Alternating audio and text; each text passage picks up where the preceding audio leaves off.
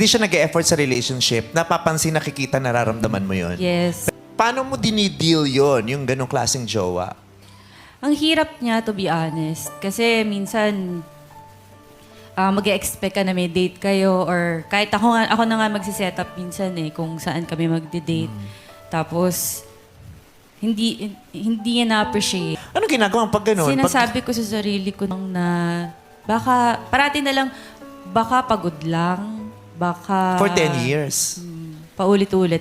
Baka pagod lang, baka wala siyang budget, baka busy lang, ganun. So, parang ako talaga yung parating nag-a-adjust na parang iniiyak ko na lang siya parate. Question ko yun kung hindi na ba ako maganda, parang tumatanda na ba ako, naumay ka na ba sa akin, or may iba na ba? Actually, tinanong niya ako sa message.